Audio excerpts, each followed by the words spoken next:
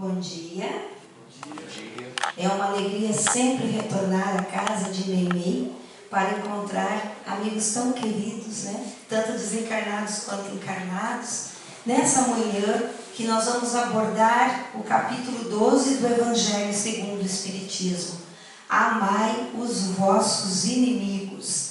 Então, qual será o roteiro? Comentávamos nós aqui no início o quanto é difícil, não é? Falar de amor, principalmente amar os inimigos, amar a nós mesmos, amar o próximo.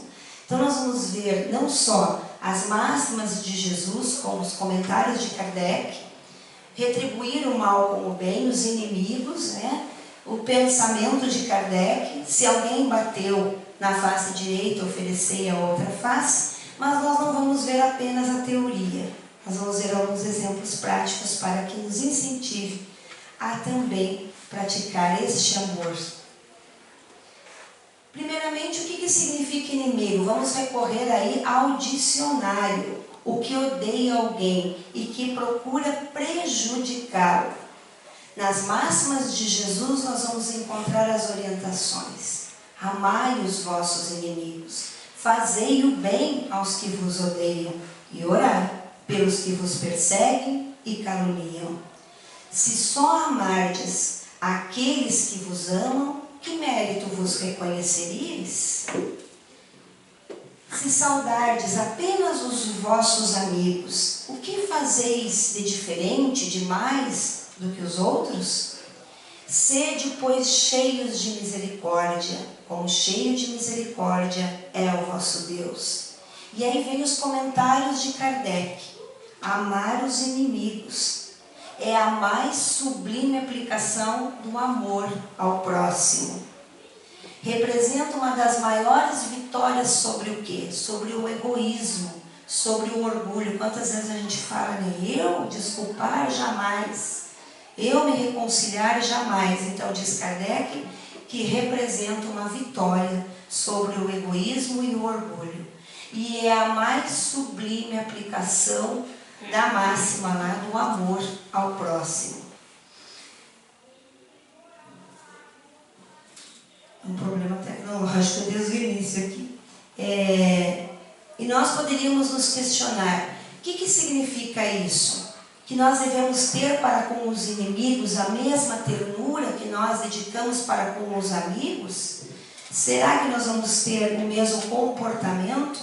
Então, amar os inimigos não significa tratá-los igual nós trataremos um amigo. Até porque nós seríamos hipócritas se assim nós disséssemos. Se porventura entrar uma afeição, aqui nós vamos abraçar, nós vamos acolher. Então não é sentir a mesma confiança, não é isso que nos está pedindo. A mesma simpatia, a mesma afeição. Nós não vamos sentir a mesma alegria, o mesmo prazer do que nós sentimos na companhia de um amigo. Mas nós vamos nos esforçar para superar essas diferenças. Então, amar os inimigos é o quê? É não guardar ódio, nem rancor, e muito menos enveredar pelo caminho da vingança. Então, perdoar e não se opor à reconciliação. Retribuir, como nós veremos depois nos exemplos, que é possível sim retribuir o mal com o bem. Os incrédulos vão dizer que isso seria um contrassenso. Por quê? Porque tem apenas uma visão curta, uma visão do presente. Agora, nenhum interesse tem eles em perdoar. Então conservam ainda o rancor, o desejo de vingança. Mas nós espíritas temos um outro conhecimento. E temos que ter uma outra postura. Se eu digo eu sou espírita, o que significa isso? Eu tenho uma visão do passado. Eu tenho uma visão diferente do presente, porque eu almejo um outro futuro. E quando falamos em passado, nós vamos compreender. Porque muitas vezes aquela criatura ali está no nosso caminho e assim agiu para conosco. Será que lá no passado não fomos nós que agimos assim? Então, no mínimo, nós vamos parar para pensar por que no presente se apresenta esse quadro. Porque nós sabemos que as maldades fazem parte das provas que nós ainda temos que suportar. As vicissitudes, então, nos tornam menos amargas, né, os dissabores. E nós temos, então, ou deveríamos ter, mais facilidade para perdoar. Nós, espíritas, não nos queixamos. Ao contrário, fazemos o que ele fez agora, uma prece, né? Sempre uma gratidão. E vamos agradecer, como nos pede Joana, né, naquelas 3 partes da gratidão. Agradecer por tudo que nos acontece, né? Pela oportunidade de estar aqui, pela reencarnação, pelo dom da vida, pelo alimento, pelo trabalho, pelo corpo físico. Nós vamos agradecer quando nós esperamos uma notícia, digamos, num exame, e o exame dá negativa, a gente agradece. Mas nós também vamos, conforme nos orienta Joana, como espíritas, a agradecer o mal que porventura vem para nos experimentar.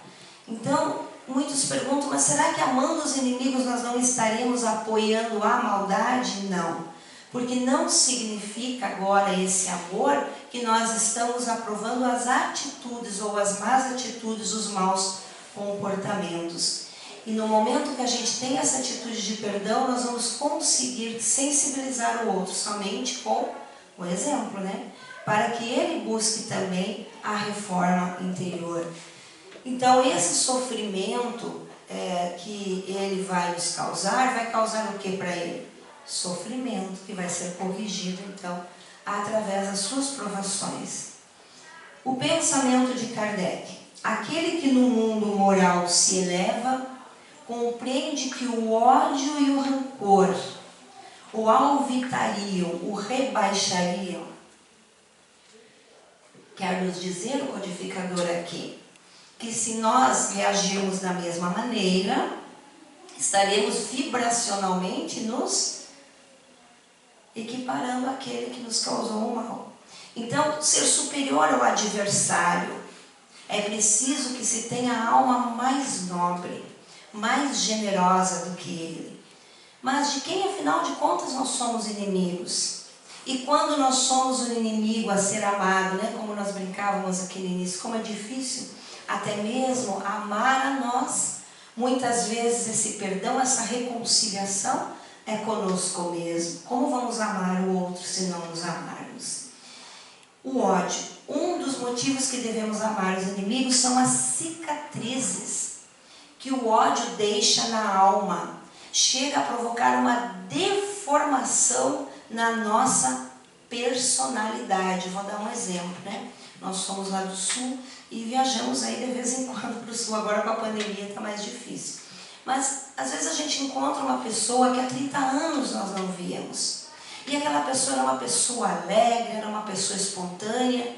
E de repente essa pessoa está totalmente diferente. Aconteceu algo na sua existência. Às vezes uma perda de emprego e ela cultiva aquele ódio por aquele chefe a vida inteira. Às vezes uma separação conjugal e que ela fica ali remoendo isso a vida inteira. E quando você encontra aquela pessoa, aquilo chega a ser físico. A pessoa não está mais com aquela vibração, com aquele ar, com aquele olhar de paz, como você disse na sua prece, de felicidade. Parece uma outra pessoa.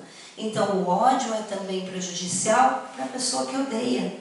É como se fosse um câncer, um cancro incurável, vai corroendo a personalidade e vai lhe desfazendo a unidade vital. Quem disse isso foi Martin Luther King. Há mais coragem em suportar um insulto do que em tomar uma vingança. Talvez seja mais fácil nos vingarmos. Então nos orienta Joana de Ângeles, né? Consoante a máxima de Jesus: se alguém vos bate na face direita, apresentai-lhe também a outra.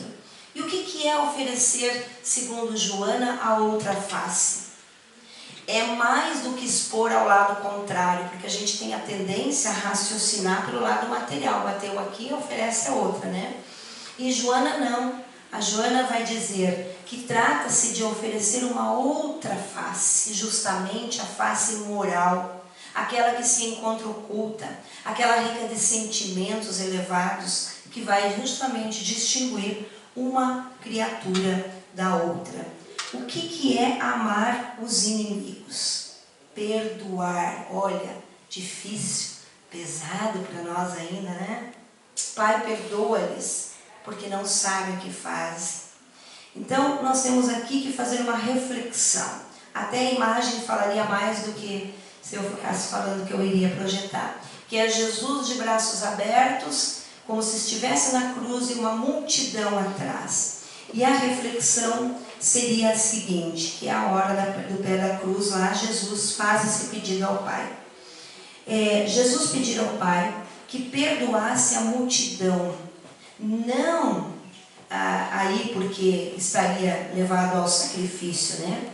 Mas pelo fato da mesma multidão que talvez seríamos nós mesmos lá no passado, onde nós estávamos há 2000 e tantos anos atrás, né?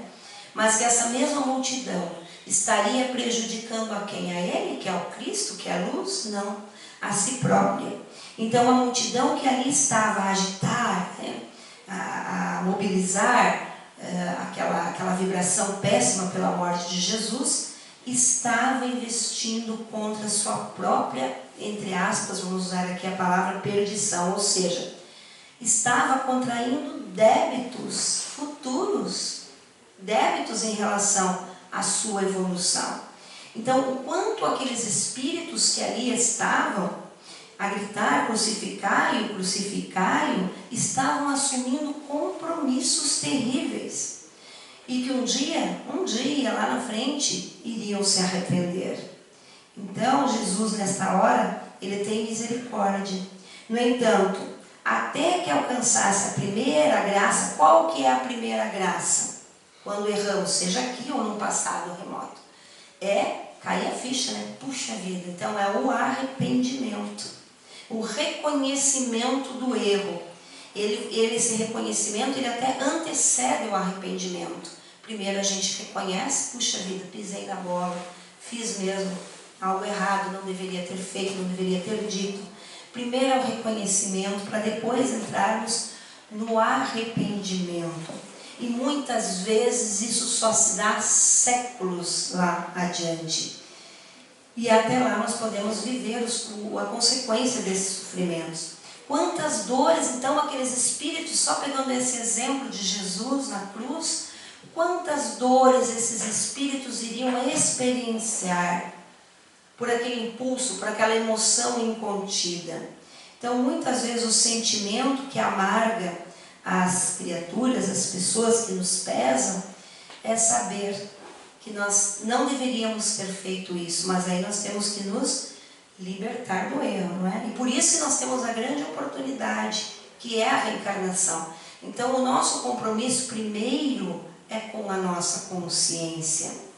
Então, nós alcançaremos essa graça, essa bênção, vamos dizer assim, que é o arrependimento, que é o momento em que o espírito se abre para receber auxílio, para receber luz, para receber o amor do Pai, que o Pai dirige a todos nós. É quando então ele se conscientiza de que há algo mais que ele precisa fazer, que ele precisa aí disponibilizar dentro dele. E aí é que entra a regeneração das faltas. Porque as outras religiões ficam apenas, né, no arrependimento e no pedido de perdão. Nós vamos mais além um pouquinho, nós precisamos regenerar aquilo que nós cometemos. E é nesse momento, então, que o sofrimento, olha a bênção, transforma-se no que ele falou na prece, em paz interior. Quantas vezes buscamos a paz por palavras, né? Não que não se tem que se acalmar, meditar, mas como consegui-la verdadeiramente? Arrependimento, o resgate, né? E aí é a fé que mobiliza essa transformação no espírito. Já dizem muitos que aqui vem falar e que está pautado na doutrina que a fé é inata. Então ela está ali, é preciso regá-la, não é? E aí junto com essa luz que vem do alto, que vem de Deus, provoca essa mudança tão necessária. Então, a partir do momento que nós nos abrimos, seja aí por uma prece, né, a essa conexão, nós vamos despertar esta fé que estava adormecida. E aí oferecemos passagem para o passo que realmente é o do perdão. Então, nesse caso de nós que estávamos lá ao pé da cruz, talvez, seja o perdão primeiro a nós mesmos. O arrependimento é a chave que abre qualquer fechadura.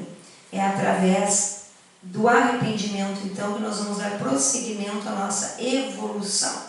E através do resgate, nós vamos sofrer as dores que fizemos a outrem sofrer. Depois de nós alcançar essa bênção, nós vamos abrir o coração para uma nova etapa, que é o resgate. Para partilhar agora com os demais, porque muitas vezes nos perguntam, mas como que você consegue? Fulano fez isso, fez aquilo, você ainda vai entregar aí um bem material, fazer uma doação ou conversar com a pessoa? Você ainda está ouvindo essa pessoa? Então aí você começa a partilhar com os demais, que esse é o grande objetivo da nossa reencarnação, de viver em sociedade. Então, Jesus, naquele instante sublime que pede ao Pai que nos perdoe, ele, como profeta, como vidente do futuro, ele já visualizava por tudo que nós iríamos passar. E desde já, Jesus nos envolvia com o seu grande amor, com a sua misericórdia. Então, nos momentos de dor, dos flagelos que ele estava passando, ele não deixou de amar e ainda por cima interceder por nós. Ali, do alto do Calvário, de sobre a cruz, ele contempla a multidão, a todos que ali estavam como a humanidade terrena, que iria sofrer as dores que proporcionaram. E aí encontrariam a busca do autoconhecimento, o despertar, o arrependimento, bem como a oportunidade, através da reencarnação, da expiação e do encontro finalmente da beleza, do amor, nessa ação do resgate. Então, o que está dentro tudo dessa parte do amar os inimigos? Perdão, reconciliação, e a imagem que eu iria projetar falaria mais do que 1000 palavras, que era aquela cena que talvez hoje modificou um pouco, mas que correu o mundo dos 2 presidentes da Coreia, de mãos dadas atravessando aquela ponte. Reconciliação. Aquilo nos marcou muito, porque é um exemplo. Desejar o bem a quem fez o mal. Então, nós iríamos passar aqui em 97, os exemplos, Carreiras ganhou um inimigo muito mais implacável que Plácido Domingos. Ele foi surpreendido por um diagnóstico terrível, leucemia. E a sua luta, então, contra o câncer foi sofrida. Ele se submeteu a vários tratamentos, a transplante da medula, a troca de sangue. Então, isso obrigava a viajar várias vezes aos Estados Unidos. Nessas condições, é lógico que ele não podia trabalhar. E ele tomou conhecimento de uma fundação existente em Madrid, com a finalidade única de apoiar o tratamento dos leucêmicos. E graças a essa fundação, ao apoio dessa fundação, ele venceu a doença e ele voltou a cantar, recebendo novamente altos cachês, que ele fez jus, claro, pelo seu talento. Ele logo se associou à fundação. E quando ele foi ler um dos seus estatutos, ele descobre o fundador, o maior colaborador. O presidente da fundação era o seu desafeto, Plácido Domingo. Descobriu ainda que o mesmo criara a entidade, em princípio, para atendê-lo. E se mantivera no anonimato para não constrangê-lo a ter que aceitar o auxílio de um inimigo. E aí eles, depois de um tempo, se encontraram e foi o momento mais lindo, entre os dois, esse encontro. Pena que não tem as imagens, foi imprevisto por Plácido. Em uma das apresentações em Madrid, então, Carreiras interrompe o evento e humildemente ajoelha-se a seus pés. Pede desculpas e agradece ao público. Agradece em público. Plácido levanta ele daquela posição com um forte abraço. E os dois selam naquele instante o início de uma grande amizade. Algum tempo depois, numa entrevista, Plácido Domingo, um repórter, pergunta por que criara essa fundação. que além de beneficiar o inimigo, vamos colocar aspas, reviveu o único artista que poderia de alguma forma ser concorrente. A resposta foi: porque uma voz como essa não se deve perder. Está aí a manifestação do que nós falávamos antes, da nobreza humana, conforme preceitou Jesus e nos orienta Kardec. A reconciliação com os irmãos deve ser um positivo moral, uma obrigação do espírita, porque os nossos propósitos são de crescimento, de evolução, e se nós não partirmos para isso, fica prejudicado. E ao refletirmos então sobre isso, nós sempre vamos pedir nas nossas preces força, Jesus, persistência, para que isso seja realmente implementado no nosso dia a dia, para que nos tornemos realmente melhores. Mas nós temos outros exemplos também. Nós temos o exemplo de uma história que nós trouxemos aqui, que seria prestar socorro àquele que prejudica. Certa feita nós viemos aqui falar do pequenininho Inácio, que tornou-se na posterioridade conhecido como Inácio de Antioquia. Inácio, ainda pequeno, lá nos seus 3 anos de idade, né, a sua mãe, Sara, viúva, vai procurar trabalho. E quando ela vai procurar trabalho na cidade vizinha, ela está tão nervosa, ela deixa o menino na hospedaria, ela tropeça numa banca e ela derruba tudo quanto Malaquias tinha à venda. Malaquias fica muito bravo. O que essa mulher tem? Ela desmaia, depois vai ver que ela estava febril. Ela relata as dificuldades econômicas com o filho pequeno, viúva. Ele o acolhe, a acolhe, leva para casa, dá emprego. Ela começa a se relacionar não só com uma relação de, vamos dizer, empregatícia, vínculo empregatício, mas ela também começa a ter afeto pela família de Malaquias. Dentre eles, a família era bem extensa, Ruth. Ruth, então, concede até que Sara traga Inácio para morar. E só que o que acontece? Inácio, pequenininho ainda, Ruth, ela ouvira falar de Jesus. Sara e Ruth começam a falar de Jesus e ele pede, inclusive, que ele quer conhecer o Mestre. Mas antes disso, as duas vão numa pequenina caravana conhecer Jesus. E lá nesse encontro, João estava presente. E Jesus fala para ela, para Sara, que ela iria se reencontrar com seu esposo, profeta como era. Ela agora sabe que ela partiria para o plano espiritual. E ela pergunta: mas o meu pequenininho Inácio? Então Jesus pousa a mão de João sobre a mão de Ruth e diz que os dois teriam a incumbência de cuidá-lo, e assim se deu, né? Então João, evangelista, é pai, vamos dizer, adotivo de Inácio. Depois Inácio também pede para conhecer Jesus, e quando é levado, fica aquele quadro famoso que roda o mundo, inclusive ganhei um do seu Gonçalves, está lá na sala da minha casa, que é Jesus com o pequenininho no colo, né? Seria Inácio de Antioquia. Mas começam as perseguições depois da partida de Jesus. E no ano depois do ano 33, lá pelo ano 34, as perseguições se alastram e chegam até ali aonde está Malaquias. E Felipe, um comerciante que estava despontando, está incomodado que Malaquias também vendia bem. O que ele faz? Aproveita as perseguições para que toda a família de Inácio, seja de Malaquias, seja trancafiada na prisão. Separaram os membros da família. E até mesmo o pequenininho Inácio é preso. Então Felipe usa esse artifício para tirar o concorrente do caminho. Com isso, o pequenininho Inácio, ele fica com a mãe, mas nunca mais eles viram a família de Malaquias, a esposa, os filhos, nessa existência.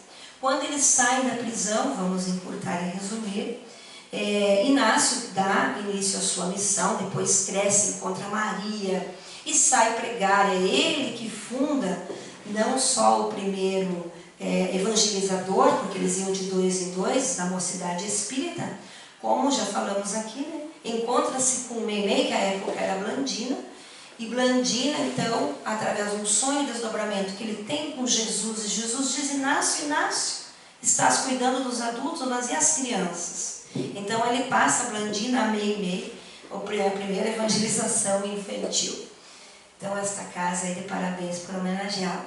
Então Inácio foi um precursor, nós falamos muito de Paulo, mas Inácio também deixou um legado. E onde nós queremos chegar no assunto de hoje? Certa feita está ele pregando quando ele é preso novamente. E na prisão ele pensa, não como nós, né? Que a gente se revolta. O que ele pensa? Qual é o plano do Cristo para mim? Então ele começa a pregar ali para os soldados, né? Quando cai a noite, ele começa a fazer as pregações. Até que um dia, na sua cela, chega um velhinho todo alquebrancado. Chega e fala, eu não sei porquê, mas a tua palavra, né, essa mensagem me atraiu até você. E não sei porquê, eu preciso te pedir perdão. Ele estava carcomido pela lepra, corpo cheio de chagas. Inácio, então, claro, amparado pelos mentores, impõe as mãos como se fosse um paz. E relata o livro do nosso amigo Geraldinho, sai uma luz, irradia uma luz, e ele ali é curado, e Inácio então sente o porquê ele também acha que deve perdoar essa criatura. Até que ele resolve perguntar qual o seu nome. Meu nome é Filipe. O mesmo Filipe que havia ali destruído a família. Vamos pegar aí uma criança que agora já estava com os segundos pais, né, no caso adotivo, separado da família, preso, e passa por toda a sorte de necessidades materiais e emocionais. E agora tem a grande oportunidade. Este era o projeto do Cristo. Amai os vossos inimigos. Naquele instante, através do perdão, ele oferta a cura a Filipe. E ele fala para Filipe, levanta-te da culpa que te consome e vai também pregar o Evangelho. Lembrando que não são os sãos que necessitam de médico. Então, a gente vê às vezes os irmãos brigando, né? A gente faz uma piadinha. Vocês não têm que brigar, vocês têm que se amar, né? A gente fala isso para os filhos muitas vezes. Vocês são irmãos. E o que nós somos se não somos irmãos? Retribuir o bem pelo mal. Então, na balança a gente poderia colocar aqui amor, carinho, caridade de um lado, dedicação, confiança do outro, ódio, desprezo, egoísmo, vingança. Como que está, né, a nossa balança nessa nossa realidade espiritual de nós aqui na Terra? Então o grande convite dessa manhã é ame os seus inimigos. E como exemplo, nós poderíamos dar um exemplo também de Joana de Cusa. Ora, essas estrelas, essas luzes não passaram por nós à toa. Porque talvez a gente usa de um subterfúgio de dizer, mas Jesus era perfeito. Por isso que para ele era fácil, não é? Joana de Ângeles, que foi a Joana de Cusa, nos relata o evangelista Lucas e depois o espírito Humberto de Campos, através de Chico Xavier, que Joana, sendo esposa de Cusa, um alto funcionário de Herodes, ela queria ver Jesus, mas o marido não deixava ela seguir Jesus. E logo após o martírio de Jesus, ela se junta a outras mulheres também lá no sepulcro. E ela vai levar os ensinamentos do mestre. E o que aconteceu? Naquela perseguição que os cristãos do primeiro século sofreram, ela foi encarcerada junto com o seu filho. Foi levada ao circo de Roma, pena que não temos as imagens, não é? E eles então colocaram ali o fogo, né, nos cristãos, e Joana lá estava. E conta então Humberto de Campos que quando as chamas já estavam atingindo o corpo de Joana, o filho gritava, abjura, abjura, abjura Jesus. E ela diz, cala-te, demonstrando o amor ao Cristo. E chega um carrasco então e a interpelou, o teu Jesus, o teu Cristo, só te ensinou a morrer? E ela dá a lição máxima desta manhã para nós, não somente a morrer, mas também a te amar. Então Joana conseguiu, Inácio conseguiu, é porque nós também conseguimos. Dou-vos um mandamento novo, que vos ameis uns aos outros como eu vos amei. Também nisso serão reconhecidos todos vós, por serem os meus discípulos. Essa seria a mensagem desta manhã, que nós possamos aí, nessa escalada evolutiva, desde já, vermos a atitude aí de Joana de Cusa, dos outros que foram ditos ontem. E se nós não conseguirmos amar, vamos começar a pelo menos não odiar. Então, quando a gente fazia, há um tempo atrás, muito atendimento fraterno, as pessoas diziam, mas é difícil. Eu não consigo dizer nem o nome do fulano. Então a gente orientava. O Evangelho no lar, não consegue falar? Escreva. Não tem o caderninho aqui das preces, das irradiações, como foi dito? No seu Evangelho, escreva o nome da criatura. Porque mais do que nunca ela precisa de luz. E é através dessa irradiação do nosso pensamento positivo que a gente vai nem se reconectar, para que isso não venha para nós, desfazendo essa conexão e, ao contrário, ainda irradiando luz e paz para essa criatura. Então, Jesus não espera de nós mudanças radicais. Ele conhece cada um de nós, sabe o quanto a gente já está se esforçando, sabe as nossas deficiências, as nossas fraquezas. Mas Ele bondosamente coloca o anjo de guarda, esses espíritos iluminados que estão aí para nos ajudar. Mas nós temos que ter a determinação, nós temos que dar o primeiro passo, esse ninguém poderá dar por nós. Então ame, porque somente isso é que cura e que dura no final.